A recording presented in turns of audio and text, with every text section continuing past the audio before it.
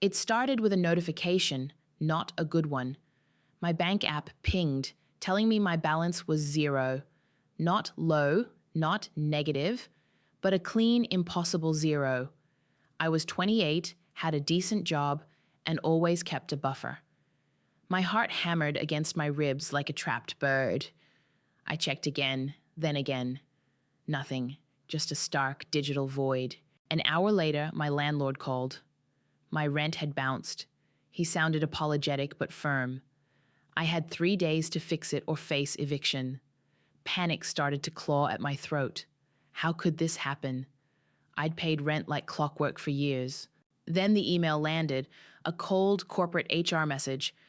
Effective immediately, your employment with company name has been terminated due to unforeseen restructuring.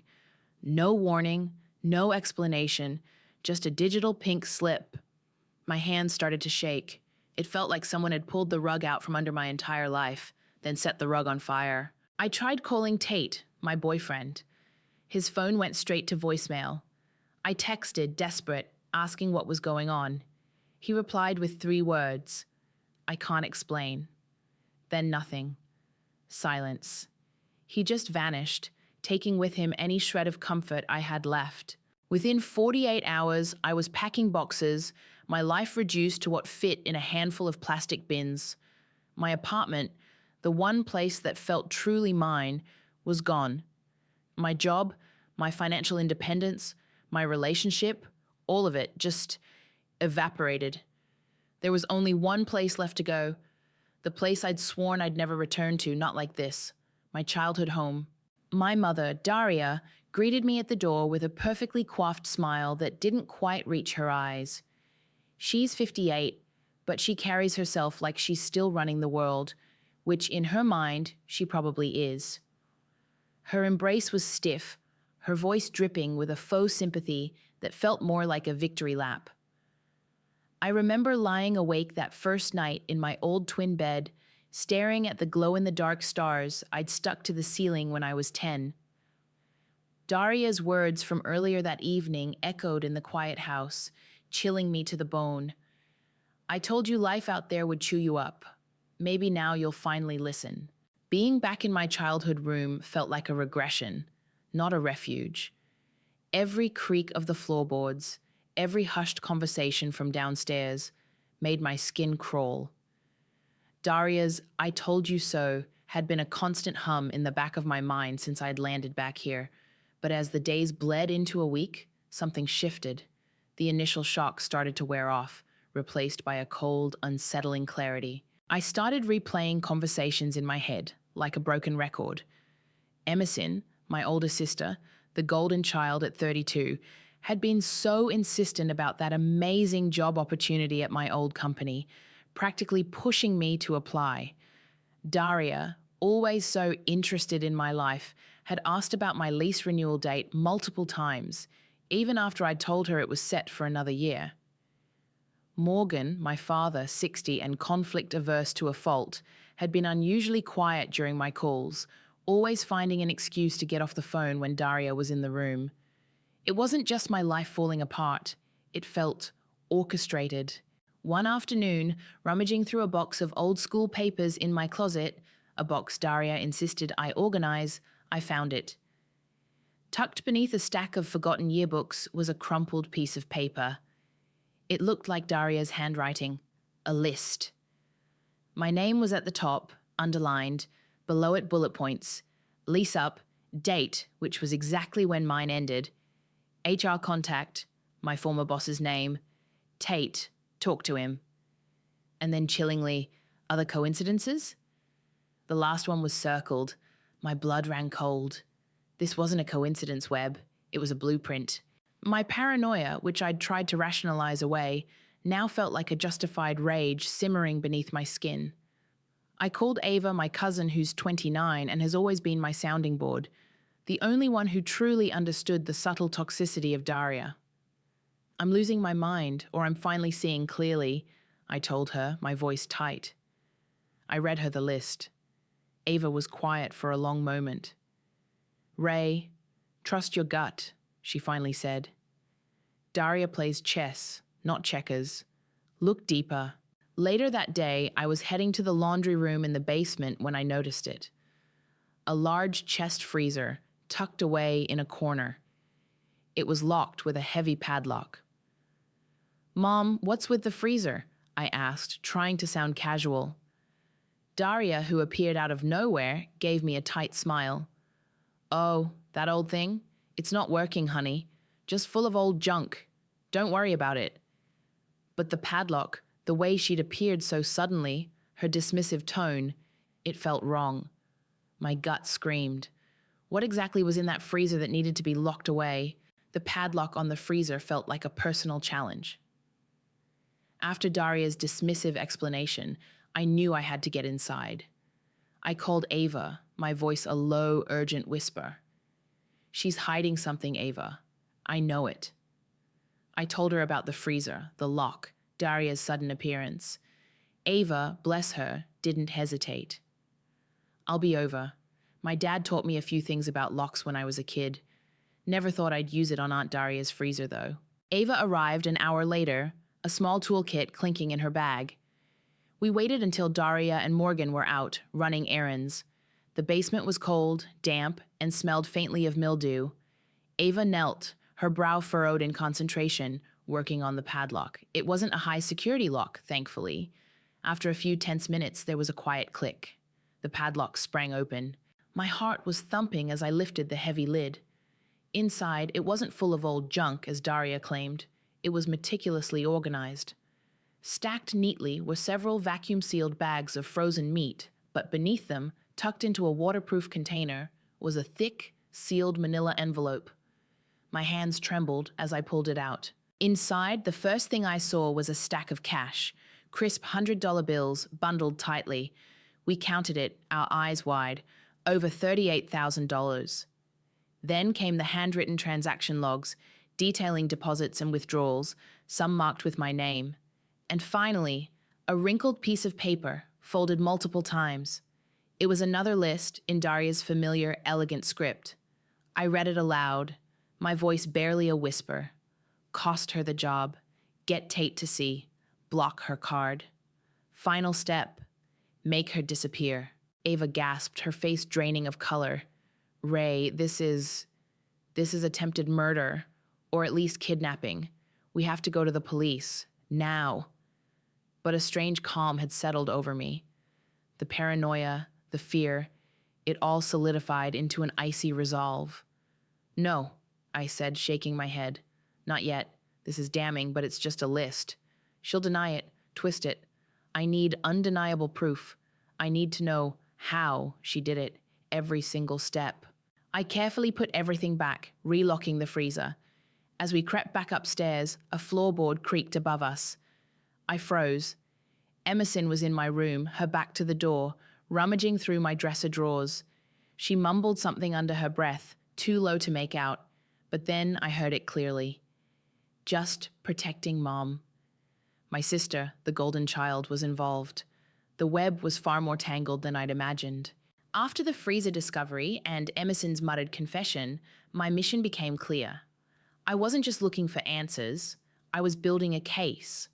I started discreetly surveilling Daria. It felt wrong, like something out of a bad spy movie, but the alternative was letting her get away with dismantling my life. I became a ghost in my own home. I'd tag receipts Daria left on the counter, cross-referencing them with the transaction logs from the freezer. I'd photographed pages of her personal planner when she left it unattended. I even started eavesdropping on her whispered phone calls, usually from the sunroom, where she thought she had privacy. It was painstaking, slow work, but pieces started to click into place. I found emails, so many emails. Daria had set up burner accounts, using them to contact Tate, subtly poisoning his mind against me with fabricated stories. She'd also used them to send anonymous tips to my workplace HR, detailing false accusations that mirrored the unforeseen restructuring email I'd received. The sheer meticulousness of her plan was terrifying. She hadn't just sabotaged me, she'd meticulously laid the groundwork for my complete downfall. A few days later, Daria announced the annual family brunch. "My favorite tradition," she chirped, her eyes sparkling with an unsettling glee.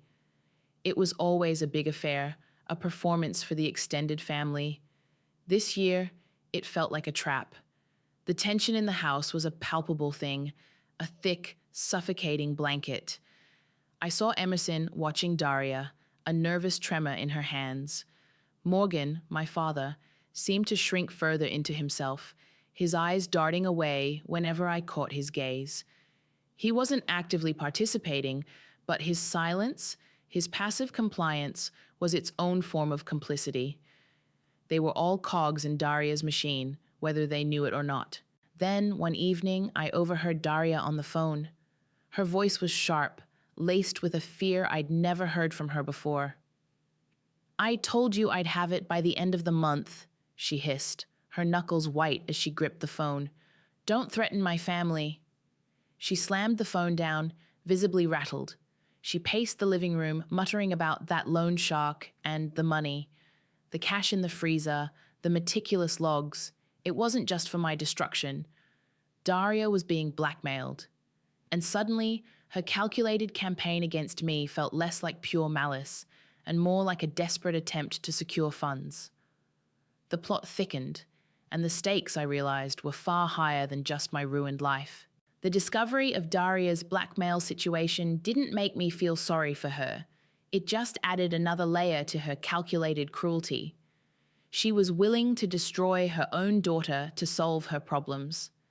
That cold anger solidified my resolve. I needed more. I started tracing Daria's steps, literally. I noticed she frequently went to the local library, not for books, but to use the public computers. One afternoon, I followed her. After she left, I managed to slip into the same computer she'd used, hoping she hadn't cleared the browser history. She hadn't. There, among financial sites, was a saved document, another checklist. This one was older, dated years ago. At the top, in the same elegant script, was Emerson's name, my sister, the golden child. The checklist detailed scholarship applications, internship contacts, recommendations for promotion. It was a mirror image of the list for me, but instead of destruction, it was a blueprint for perfection. Daria hadn't just orchestrated my downfall, she'd engineered Emerson's entire perfect life with the same ruthless precision. Emerson wasn't just complicit, she was a product of Daria's manipulation, a puppet on her mother's strings. It made her earlier muttering about protecting Mom sting even more. I called Ava, my voice tight with a mix of horror and vindication. "She did it to Emerson too," I explained, describing the checklist. Ava was quiet for a moment. "It makes sense," she finally said. "I overheard Aunt Isla and Daria arguing last week. Isla was furious, saying what you did to Blake was unforgivable. Daria just shut her down. Blake, my older brother, 34, had moved halfway across the country years ago and rarely contacted us. I'd always assumed it was just his independent streak, his way of escaping Daria's suffocating influence. But what you did to Blake, it clicked into place. His estrangement wasn't just distance, it was engineered, another casualty of Daria's machinations. My family wasn't just fractured. It was a carefully constructed house of cards, built on Daria's lies. I knew I needed to talk to Tate. He was the weakest link, the one Daria had used directly. I found him at a coffee shop near his office. He looked startled, almost guilty when he saw me. "Tate, we need to talk," I said, my voice low and steady. I laid out what I knew. The emails, Daria's blackmail, the lists. He listened, his face growing paler with every word. Finally, he sagged. She blackmailed me," he admitted, his voice barely a whisper. "She found out about my student loan debt, threatened to expose it to my family, my job. She made me tell you I couldn't explain, that she'd ruin my life if I didn't cooperate." He looked at me, his eyes wide with a genuine fear. "But Raylan, you have to be careful. She said you wouldn't survive the next step." Tate's confession and his chilling warning solidified everything. She said you wouldn't survive the next step. It wasn't just my life she wanted to dismantle. She wanted me gone, permanently. The thought sent a cold shiver down my spine, but it also hardened my resolve. There was no turning back now. I spent the next few days holed up in my old room, meticulously organizing everything.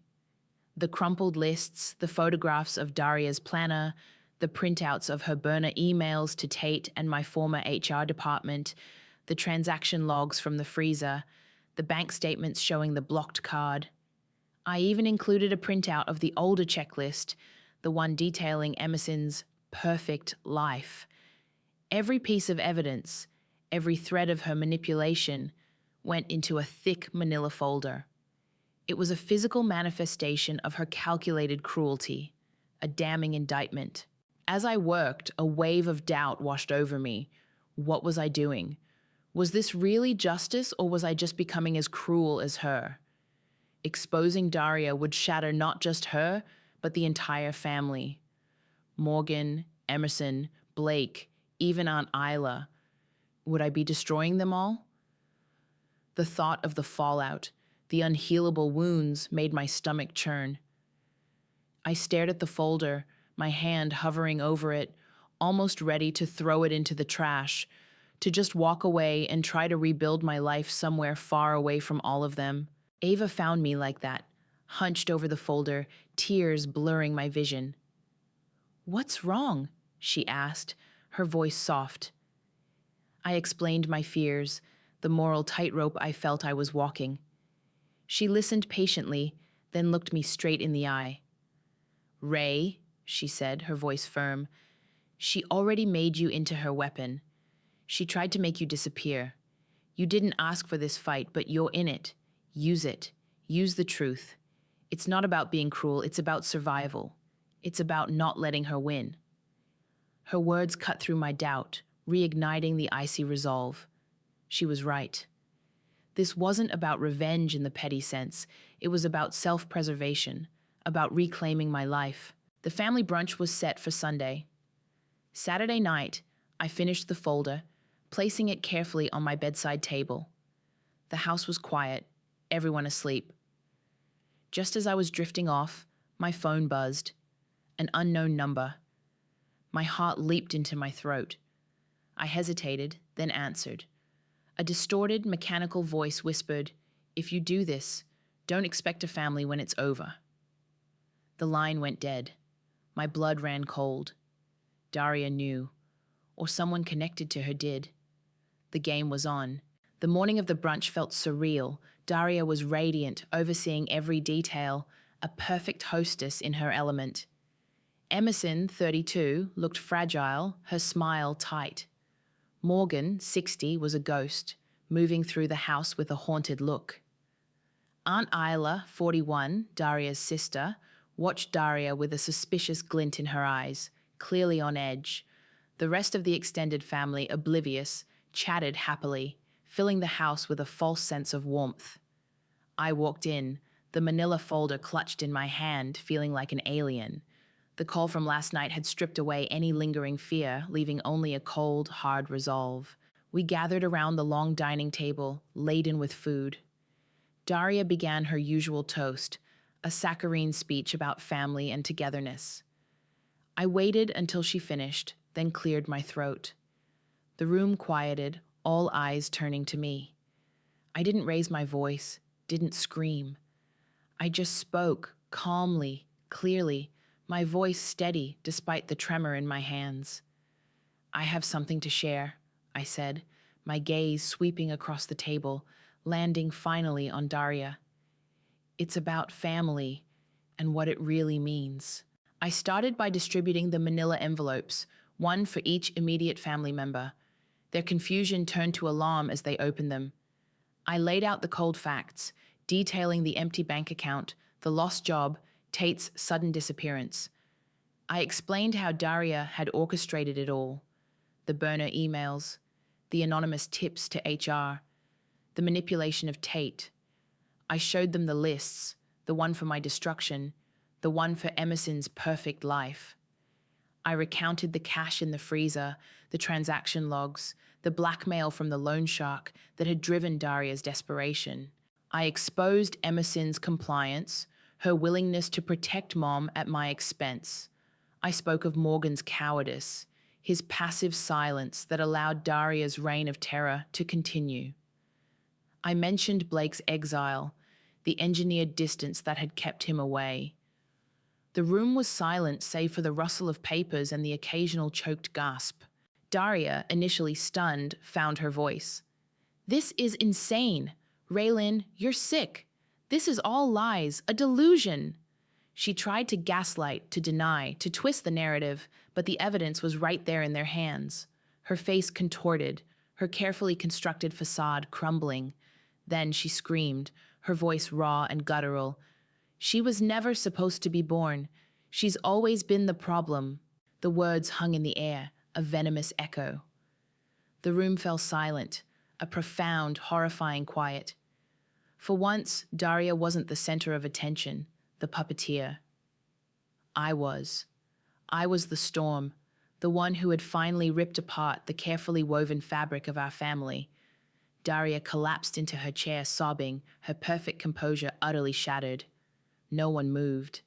No one reached out to comfort her. The silence was deafening, a testament to the truth I had just unleashed. The silence after Daria's scream was the loudest thing I'd ever heard. It wasn't just the absence of sound, it was the sound of everything breaking. Daria remained slumped in her chair, a ruin of her former self, tears carving paths through her carefully applied makeup. No one moved, no one spoke. The extended family, who moments before had been oblivious, now looked horrified, some already gathering their things, whispering apologies as they backed out of the room. In the days that followed, the house became a tomb. Morgan, true to his conflict-averse nature, packed a bag and left. He didn't say goodbye, just left a note on the kitchen counter, addressed to me. It was short, barely legible, confessing he knew that he was sorry, but he couldn't live in the wreckage. He was afraid of losing them.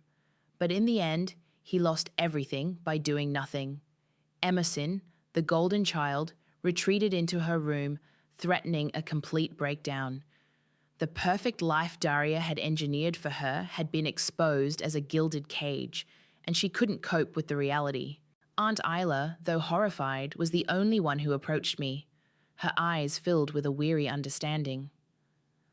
"I always knew Daria was capable of things," she murmured. "But this? Ray, I'm so sorry." Her words were a small comfort in the desolate landscape of my family. Weeks turned into a blur. My evidence, bolstered by Tate's testimony and the details of Daria's loan shark dealings, led to a formal investigation. Daria was questioned, her meticulously hidden financial schemes unraveled. The family finances, once the bedrock of Daria's power, were revealed to be a house of cards built on debt and shady dealings. They were ruined. My siblings, Emerson and Blake, couldn't forgive Daria for her manipulations, but they couldn't forgive me for exposing it either. They scattered, unwilling to confront the truth or the person who laid it bare. Emerson moved in with Whitney, her best friend, a silent accusation hanging in the air. Blake, already distant, cut off all contact. My victory had cost me my family, leaving me with only Ava, my steadfast cousin, as my anchor in the storm. I was free. Truly, utterly free from Daria's suffocating grip. The fear was gone, replaced by a quiet, profound emptiness. But as I sat in the quiet of my old room, the glow-in-the-dark stars still clinging to the ceiling, I wondered if the satisfaction of truth, the liberation from my mother's tyranny, was worth the utter devastation. The house was leveled, and I was standing, yes, but I was standing alone. Some storms leave you standing, but they always level the house.